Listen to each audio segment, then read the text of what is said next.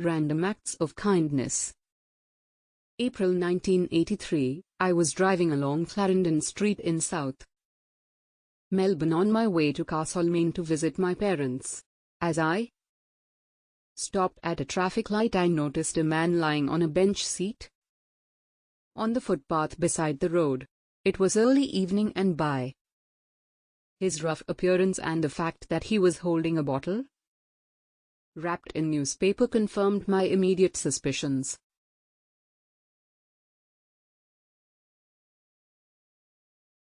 As soon as I saw him, I felt a twinge of compassion towards him.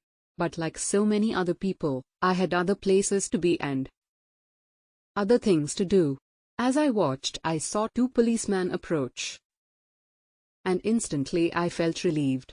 After all, it was their responsibility to clean up the streets and make sure men like him got a chance to be somewhere safe for the night. As I sat waiting for the traffic lights to turn green, I couldn't believe what I saw. The two police strolled up, and when they reached the man, both of them turned their heads the other way, as if not to see, and walked right past. I felt a sudden stab of conviction in my heart, and a verse from the Bible streamed through my mind. If anyone has material possessions and sees his brother in need, but has no pity on him, how can the love of God be in him? Right then I looked up, and the traffic lights turned green, and I had a decision to make. I knew that if I drove off I would have no peace, so I turned left, drove around the block, parked the car, and walked back to the man. As I approached him, I felt completely inadequate and a little foolish. What was I going to say? At the very least, I could drive him home, if he had a home. I found him sleeping solidly, and at first he didn't respond to me at all, so I reached out and gently shook him awake. He awoke with a start, swearing and cursing at me for disturbing him.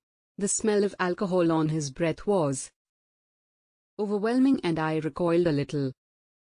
I can't remember exactly what I said to him, probably something no more profound than, "Mate, are you okay?" But what happened next amazed me.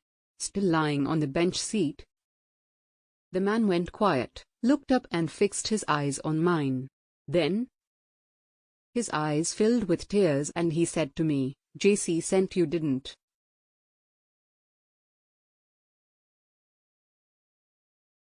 I suspected that I knew what he meant, but I couldn't quite.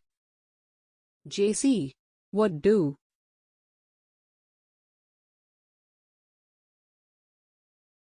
"You know, Jesus Christ, he sent you, didn't he?" he said. A little taken aback, the only reply I could think of was, "Well, yes, I guess he did."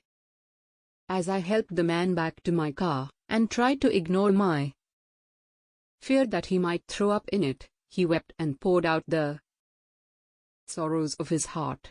This was a man who, through years of pain, had turned to the only source comfort he had known, the bottle.